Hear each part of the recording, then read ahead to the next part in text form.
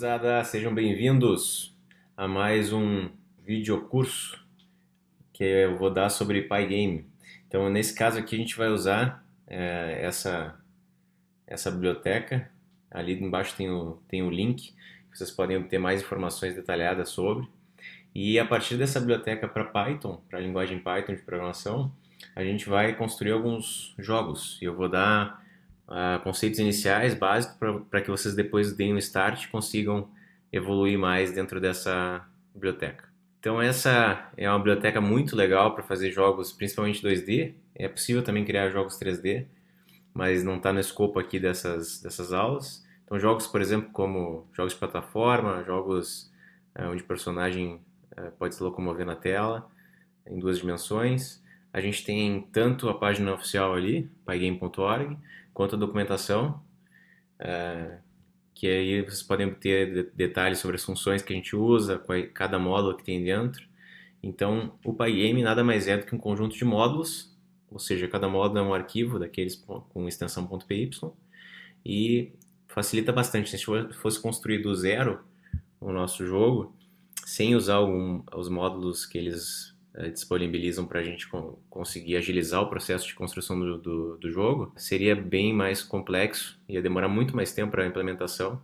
Então a ideia aqui na videoaula de hoje é dar uma introdução aos conceitos iniciais dessa biblioteca chamada Pygame. Tem a possibilidade de usar gráficos 3D também. Ela permite facilitar o uso de imagens, sons, vídeos, eventos do teclado, consegue tratar quando o usuário clica em alguma das teclas, quando ele usa o mouse ou o mousepad para fazer alguma ação em cima do nosso jogo também. Consegue fazer a detecção de colisões, que isso é muito importante e é uma das partes mais complexas que a gente vai ver aqui. O que seria uma colisão? Quando um objeto que a gente está controlando no jogo sobrepõe algum outro objeto. Então pode ser um projétil, uma bala que a gente disparou e tem que acertar um inimigo. Então quando a bala encontrar a mesma posição no mapa nosso do inimigo, isso é uma colisão. A gente tem que tratar esse evento de colisão para fazer uma coisa, seja tirar o inimigo de lá, sumir dele no mapa, etc. Uso de sprites, que a gente vai ver futuramente como é que funciona, e assim vai, né? Tem muita coisa que dá para usar o Pygame para construir jogos. Então, alguns módulos principais aqui do Pygame. Quem quiser pode usar esse link ali para pesquisar módulos. Então, vai aparecer uma página web parecida com essa, no qual, por exemplo, ali eu pesquisei sobre o módulo mouse. Então, ele vai mostrar o módulo, quais as funções que eu tenho dentro dele, se ele tem algum submódulo e assim sucessivamente. Quais são as características que a gente tem que se preocupar, então? As três principais que eu tenho que ter é usar sprites para movimentação de personagens e objetos. Então, cada objeto que eu tenho dentro do jogo, que não é um objeto fixo, estático, vai ser um sprite. A gente precisa saber quando os sprites estão sobrepondo, que é a detecção de colisões, quando o usuário está interagindo com a gente, que são os eventos, seja através de mouse ou teclado. E qualquer jogo que vocês forem fazer, a gente vai ter sempre um loop, uma repetição, que vai sempre fazer as mesmas coisas, vai sempre ver quais são os eventos que aconteceram, o que o usuário fez, o que ele interagiu, se teve alguma colisão. Vou atualizar os sprites que eu tenho e o meu estado no meu jogo. E no final vou redesenhar toda a minha tela. Então toda vez que a gente está nesse laço de repetição, a gente vê se houve alguma interação, altera o estado do jogo e dos sprites e finalmente limpa a tela toda e redesenha tudo de novo. Então a cada frame que a gente tem no jogo ali, a gente está redesenhando o jogo. Como é que a gente instala o Pygame então? A gente pode instalar o Pygame através do terminal. E aí vocês podem me perguntar, tá, mas o que seria o terminal, professor? Nunca usei o terminal. Então, no Windows, vocês podem acessar o prompt, que pode ser chamado de prompt ou de shell. Então, ali ele pode ser acessado através de programas, acessórios. Ele vai abrir um terminal preto, no qual vocês podem executar os seguintes comandos. Então, por exemplo, eu posso pesquisar se já está instalado o Pygame. A gente vai usar a ferramenta pip, que vem junto com o Python. Então, se eu quiser saber se o Pygame está instalado, tem que aparecer uma tela parecida com a que vocês estão enxergando agora, do prompt. Se ele não tiver, a gente pode fazer uma instalação como essa. Então, esse comando aqui, Python ou Python 3, dependendo da versão do Python que vocês têm. Aqui eu estou dizendo que eu estou usando o pip, para fazer a instalação do, do módulo Pygame para o meu usuário. E se eu quiser rodar um exemplo, vocês podem tanto através do terminal, através de alguma IDE. Se eu tiver no terminal, eu posso escrever Python ou Python 3, o nome do meu programa. Então, o primeiro programa que a gente vai ver, o primeiro código-fonte vai ser esse, pygamesimple.py. Quando a gente rodar ele, inicialmente vai aparecer só uma janela em branco com um título, Hello World. Então aqui a gente tem o código inicial, a gente vai adentrar nesse código agora desse Olá Mundo. A gente tem aqui inicialmente, então, primeira coisa, a gente tem que importar o Pygame, naquela primeira linha que a gente tem lá, abaixo do comentário, com o nome do arquivo. E eu importei um módulo locals, tudo que tem dentro desse módulo também para ser utilizado. A gente precisa chamar sempre o init para começar o nosso Pygame, através do módulo Pygame. E lá no final, quando eu terminei de usar o Pygame, tem que chamar o quit, essa função para terminar. Primeira coisa que a gente tem que fazer depois de inicializar o Pygame, é criar uma tupla com o tamanho da minha janela. Então, nesse caso aqui, a gente quer 640 linhas, pixels na vertical, por 480 colunas na horizontal. Aí eu uso essa tupla para ser passado como parâmetro para o meu módulo display, no qual eu vou setar, através do módulo setMode, o tamanho da minha janela. Isso vai me retornar um objeto screen, e é a partir desse objeto screen que eu posso chamar uma série de métodos. Então, uma das funções que eu posso chamar é a fill. Nesse caso aqui, eu estou setando a cor branca. Depois eu vou falar um pouco mais sobre RGB e o que significa essa tupla com os 3 valores 255. Mas, inicialmente, esse cara aqui representa a cor branca e eu estou passando essa tupla, e o método fill vai lá e vai limpar a tela com o branco. Quando vocês pensarem numa tela do Pygame, a resolução é sempre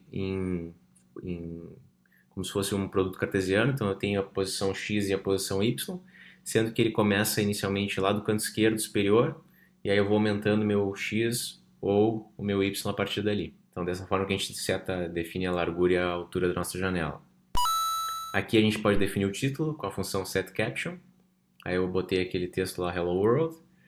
Eu tenho que inicializar o clock para poder usar dentro do nosso jogo, depois definir a velocidade de atualização do jogo. Então aqui eu estou fazendo uma atualização de 30.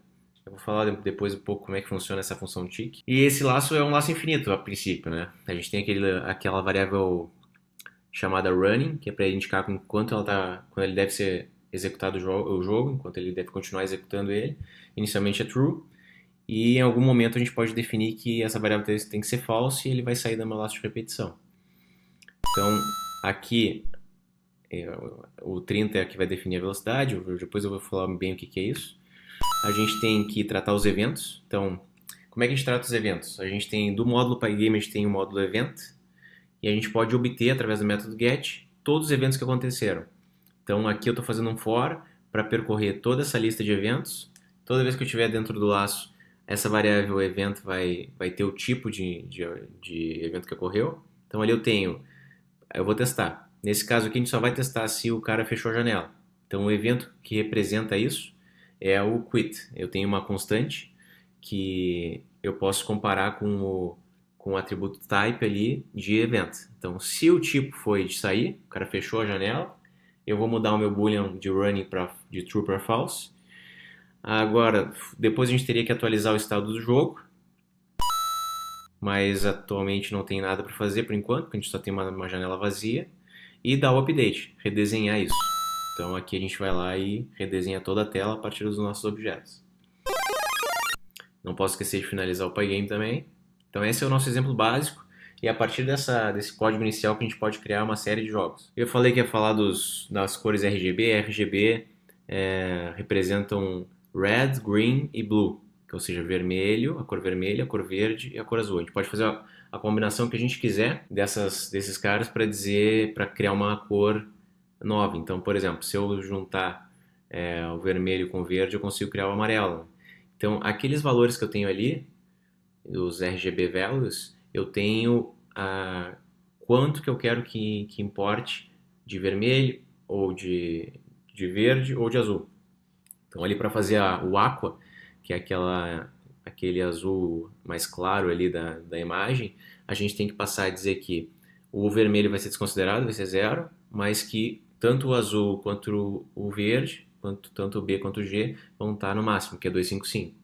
Então isso vai gerar o nosso ACO. Já no caso do verde ali, a gente pode criar um verde no qual a gente está usando metade do verde e o vermelho e o azul estão zerados. E assim sucessivamente. Pode fazer uma série de combinações para gerar uma série de valores. Nessa tabela a gente tem as cores mais comuns de uso e quais os seus valores dentro da tupa RGB. Tem uma barbada também, uma facilidade que a gente tem o módulo Color dentro de Pygame. Então ali eu estou importando um dicionário chamado The Colors, que já está definido lá dentro. Eu tenho 600 cores possíveis lá dentro e eu posso usar ela depois. Ó. Então ali eu estou importando, então tem algum código, depois pego o meu screen, por exemplo, chamo o método fill e acesso do dicionário a cor white. Aí eu não preciso ficar decorando aqueles 3 valores da tupla RGB. Se eu quiser fazer um código, por exemplo, para ver todas as cores possíveis que eu tenho dentro desse dicionário de colors, posso fazer um código similar a esse, no qual eu importo o dicionário, percorro todas as chaves já ordenadas, por isso que eu uso a função sorted, e aí eu escrevo tanto a chave, que é o nome dela, quanto o valor correspondente. Então vai acontecer uma coisa parecida com essa. Eu vou ter o nome da cor, que é a chave, e o valor correspondente, a tupla correspondente. A outra coisa que a gente pode fazer também, se a gente quiser escolher, não ficar se preocupando em procurar lá as cores, dá para usar esse site aqui e já selecionar a cor, ele vai mostrar para vocês qual é a tupla, vai gerar automaticamente. Ou pesquisar ali em cima naquele quadradinho superior direito ali também, pesquisar uma determinada cor e ele já vai dizer para vocês qual é o RGB correspondente ou qual é o nome da cor que vocês querem. O quadro por segundo, frames per second, que a gente seta através da função tick, do módulo clock, do Pygame, significa que aproximadamente o nosso jogo, que eu mostrei no exemplo anterior, vai rodar em 30 quadros por segundo. Ou seja, um quadro o que é? Uma imagem fixa do que está acontecendo no jogo naquele instante. Então, a cada segundo, na realidade, eu vou ter 30 quadros. É isso que significa. Esse quadro é uma interação, eu vou tratar os eventos, vou atualizar o jogo, o estado do jogo e os sprites e vou redesenhar ele. Então, mais ou menos o que significa isso é que eu tenho 33 milissegundos ali para cada quadro, se eu setar o meu FPS lá como 30. Vocês podem até alterar e modificar esse valor para ver o que acontece na hora que vocês estiverem criando um jogo simples de exemplo. Então, se eu quiser saber o que está acontecendo no meu FPS, a gente pode mandar escrever no terminal, porque agora a gente está com a nossa janela, né? Sempre que a gente cria o nosso Pygame e a nossa screen do Pygame, a gente está numa janela, a gente já não está mais no terminal que a gente fazia lá inicialmente em Python.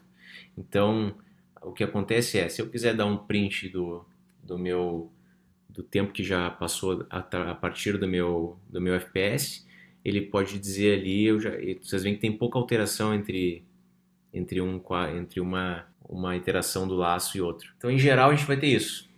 Eu vou ter os eventos, vou estar sempre nesse loop. Então, primeiro eu tenho que tratar os eventos, se o cara usou algum joystick, se ele clicou ou se ele usou o teclado. A partir desses eventos, ou se houve alguma colisão também, a partir desses eventos eu vou atualizar o estado do meu jogo e vou redesenhar. Então, é sempre essas três tarefas que eu tenho dentro de um jogo simples. Aqui entrando um pouco mais na parte de eventos, então a gente já tinha aquele evento ali de que o cara fechou a janela, agora a gente vai ter um outro aqui para mostrar como é que funciona se o cara, por exemplo, tivesse clicado na tecla ESC. Então aqui, primeira coisa, testei se o tipo do evento foi o key up, ou seja, se ele soltou a tecla, então significa que ele clicou e soltou, e que a chave, ou seja, o meu key, é o K-space. Então a gente tem uma constante para cada uma das teclas, vai ter uma constante correspondente dentro do módulo de eventos. E a gente tem, aí se acontecer isso, um ou outro, ou o cara fechou a janela ou apertou no ESC, eu vou dizer que o running é falso e ele tem que sair do nosso jogo. A gente tem esses dois tipos de evento, então eu tenho o key up para quando a tecla é liberada e tenho o key down quando ela é pressionada. O alfabeto, ou seja, todas as teclas A, B, C, D do teclado até a letra Z, a gente vai usar essa constante com o K maiúsculo, underline e a correspondente tecla. Então, K underline A representa a tecla A do teclado. Eu tenho outras teclas, como por exemplo o espaço, aí seria tudo em maiúsculo, Então, underline space é a de espaço, e assim vai sucessivamente. Tem uma série de teclas. Se vocês quiserem dar uma olhada com calma nas teclas, basta acessar esse link. Aqui eu tenho alguns exemplos das principais. Então, dou um destaque para o key up, key down, que são para cima e para baixo. Tem o left e right para esquerda e direita, são as teclas ali de posicionamento. E tem uma série de outras teclas que vocês podem usar, né? Eu posso também usar eventos do mouse. Eu não tinha mostrado até o momento. Mas a partir do módulo mouse do Pygame, eu posso pegar, através do método getPos, a posição do plano cartesiano XY de onde é que eu estou. Então ele vai retornar uma tupla para mim da posição onde é que eu estou na horizontal e na vertical, na largura e na altura da minha janela. E também eu posso pegar o getPressed para retornar uma tupla de quais botões foram pressionados. Que o cara pode pressionar o botão direito, esquerdo. Então cada campo da tupla vai ser um boolean. Então eu posso pegar, por exemplo, nesse caso aqui eu estou testando se pego o getPressed, acesso a posição 0 e vou saber se o botão esquerdo, por exemplo, foi pressionado. Então mais informações sobre o módulo de mouse tem ali embaixo nesse link. E agora eu sugiro que vocês tentem fazer isso. Criem uma janela do Pygame a partir desse código base que eu mostrei. E a partir de alguma tecla que vocês podem definir qual é, vocês podem alterar a cor de fundo da janela. Então vocês vão usar aquele método fill lá e modificar a cor.